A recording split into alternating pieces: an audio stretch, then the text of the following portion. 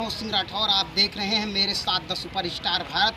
आज हम आए हुए हैं लालगंज जनपद रायबरेली के। ये गांव जो है, इस गांव को चकवापुर कहते हैं। आज इस गांव में आग का वो ऐसा कहर भर पाया है जिससे 8 से 10 घर आग की चपेट में आए हैं। 16 घर यहाँ के जो जानकार हैं, यहाँ जो घटना स्थल के लोग बता रहे हैं, 16 घर आग की चपेट में आए हैं। पूरी तरह जो गृहस्थी है जलकर राख हो गई है। आइए हम दिखाते हैं। आग किसी भी तरह की हो, आग या पेट की हो या किसी भी हो, आग या बदले की हो, ये भावना बहुत खतरनाक होती है।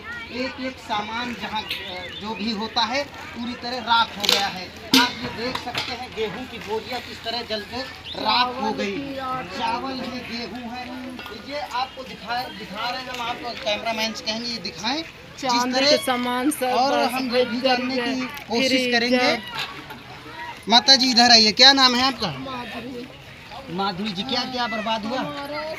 हमारा एक मोबाइल, कैमरा, फ्रीजर और पेटी बड़ी और चांदी का 2 जोड़ी पायल, सारा सामान जल गया। गटाई का लड़का का हाथ का चांदी वाला। ये बताइए, फायर ब्रिगेड की कितनी गाड़ियाँ आई थी? तीन गाड़ियाँ। आग पूरी तरह बुझा दी गई। 1-1.5 घंटे बाद। और कितने अधिकारी आए? सूचना मिलने की कितनी देर बाद आई? 2 घंटे। सूचना मिलने के हम क्या नाम है आपका? हमारा नाम सरस्वती सिंह। सरस्वती सिंह जी, हमको बताइए, जब आग लगी तो सूचना मिलने पर कितनी देर बाद खारिज हुई?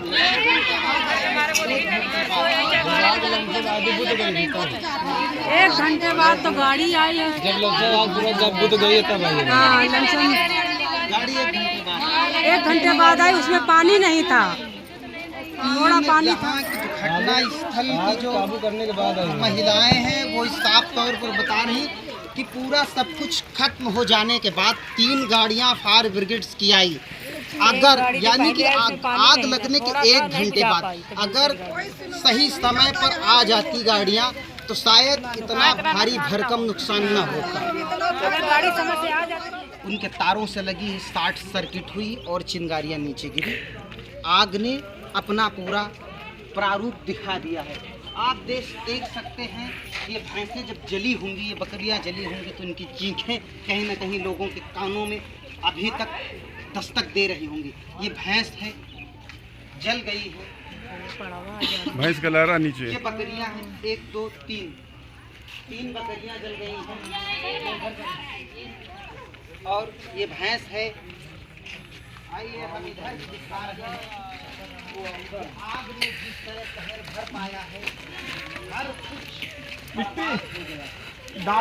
दादी फोटो खिंचाओ, दादी खिंचाओ। ये बच्चे बकरी के बच्चे हैं, ये जल गए हैं। ये बाइक जल गई है। ये हर कुछ आज हम आपको दिखा रहे हैं। ये बकरी, आग का प्रकोप इतना तेज था कि उसने कुछ मौका ही नहीं दिया, हिलने तक मौका नहीं दिया। और जानकारी में ये भी आ रहा है कई सारे लोग आग में बहुत बुरी तरह झुलस गए। वो भी जल गई भैया। चारपाई सब कुछ जल और तखत खटिया हो या मछिया हो, अनाज हो, कुछ भी हो, घर के अंदर बहुत कुछ होता है। सारा कुछ सामान जल गया। इसमें गिनती गिनाने की कोई बात ही नहीं। क्या नाम है माता जी? क्या नाम है माता जी? कामती देवी। क्या क्या कुछ जला है इसमें? नहीं, ये आप हमको बताइए। आप बता रहे हैं कि कौन कौन से लोग इसमें आग में झुलस गए हैं? नहीं, बकरी तो हमने देख लिया। और कौन है? तो बहुत ज्यादा मात्रा में। कहाँ उनको रायपुर जिला अस्पताल। तो यहाँ और कितने अधिकारी आए हैं आपसे यहाँ से घटना स्थल पर?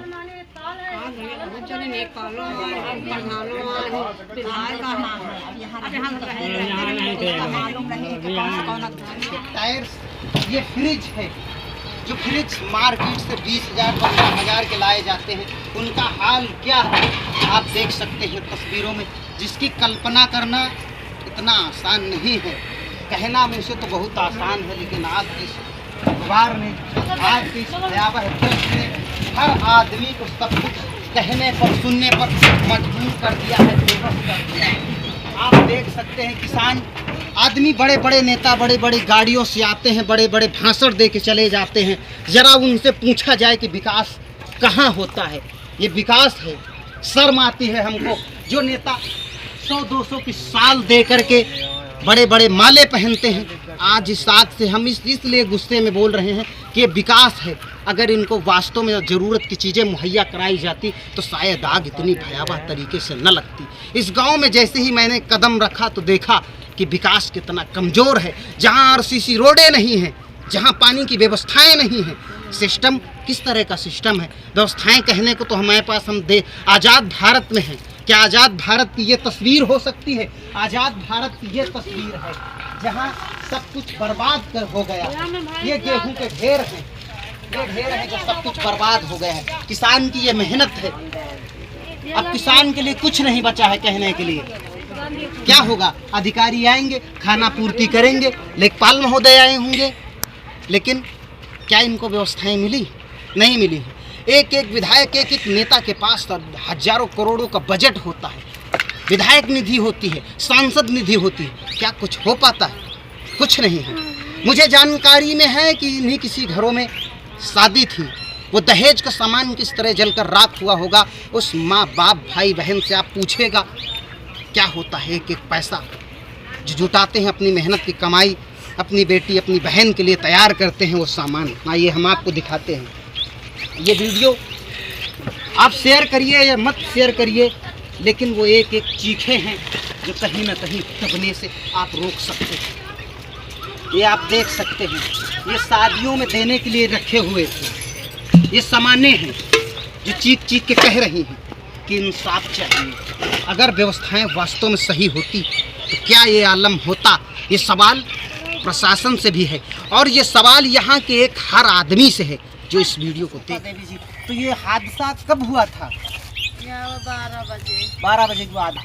तो ये जब जल रहा था आपका सामान तो फायर ब्रिगेड कितनी देर बाद आई? 2 घंटे बाद।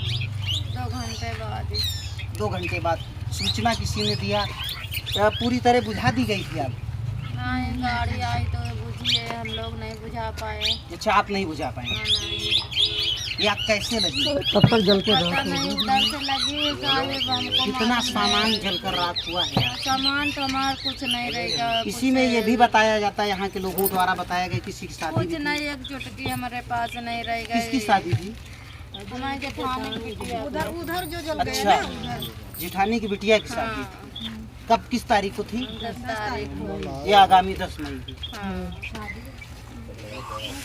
तो ये देख सकते हैं कुछ नहीं रह गया हमारे कुछ भी नहीं बचा है। मैं शब्द, मेरे पास शब्द नहीं है बोलने के लिए। मैं क्या कहूँ, लेकिन यहाँ का स्थानीय मीडिया आया कि नहीं आया। लेकिन एक कहावत है, चुल्लू भर पानी में डूब मरो।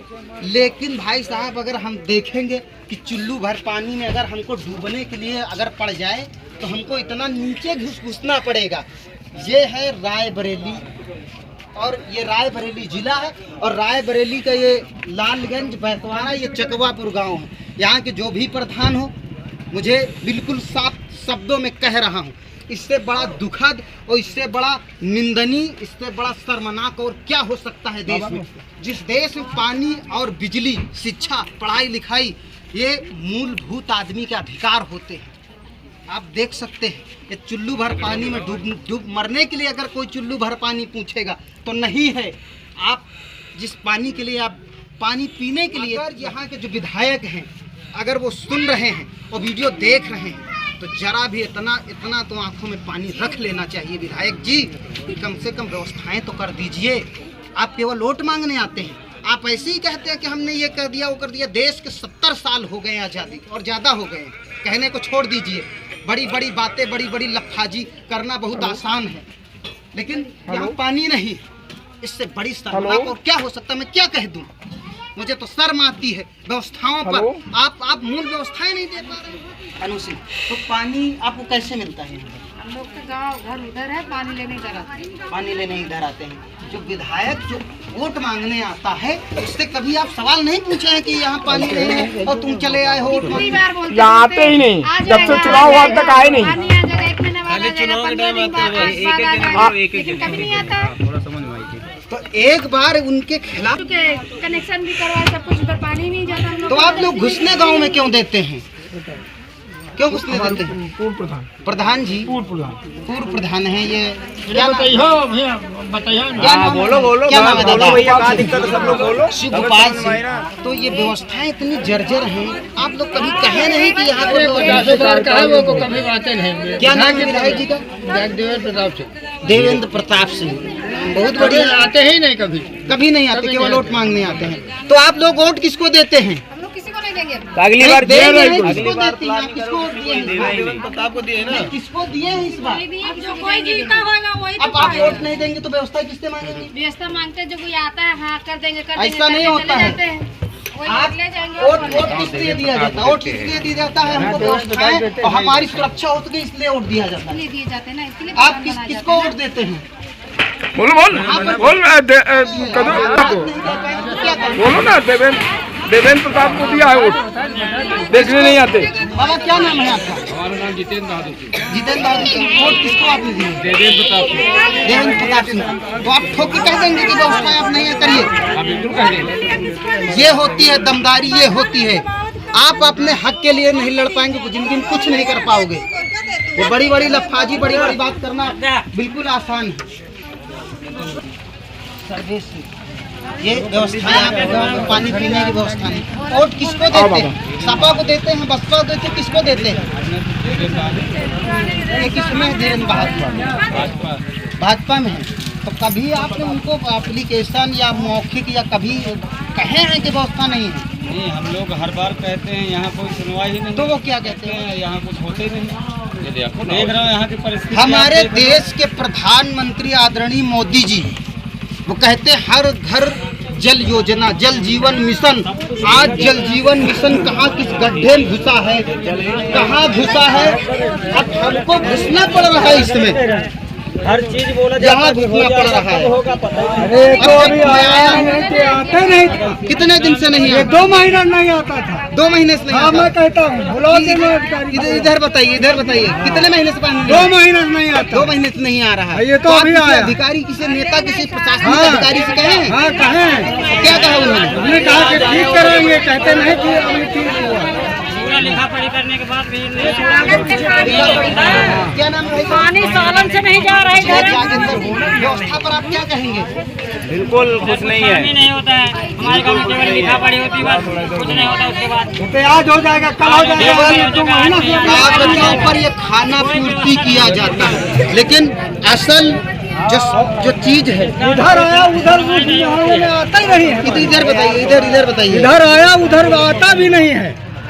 और मैं कहता हूँ उधर बंद लगा दिया है, उधर जाम कर दिया है। उसमें हमने कई बार उसको आदमी को हमने कहा जो यहाँ पर कभी आप तहसील गए हैं? ऐसा आप ऐसा करिए, तहसील जाइए और एसडीएम महोदय से कहिए कि यहाँ पानी व्यवस्था नहीं है। 3 दिन से पानी आ रहा है।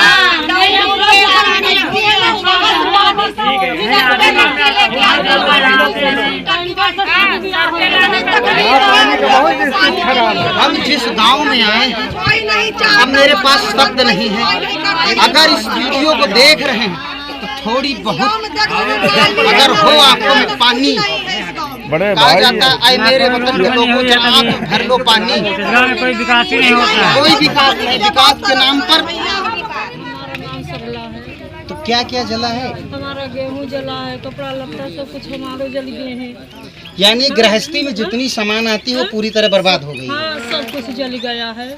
ठीक, तो ये आपको दिखा सकते हैं हम, ये कपड़े हैं, ये पूरी तरह जलकर राख हो गए हैं। ये कपड़े आप देख सकते हैं, ये बॉक्स हैं जिस तरह जलकर कई सालों की जो मेहनत है वो मिनटों सेकंडों में रात के ढेर में खाक में तब्दील हो गई है। आग, मैंने पहले ही कहा, आग किसी भी चीज़ की हो वो घातक ही होती है, चाहे पेट की क्यों न हो। आप ये बक्सों में देख सकते हैं, ये कपड़े बोरियां जिस तरह पिघल कर बर्बाद हो गई हैं। ये भी दिखा रहे हैं, ये गेहूं जिस तरह किसान की गाढ़ी मेहनत 6 महीने साल भर के बाद फसल बर्बाद तैयार होती है, उसे बर्बाद होने में मिनटों नहीं लगा है।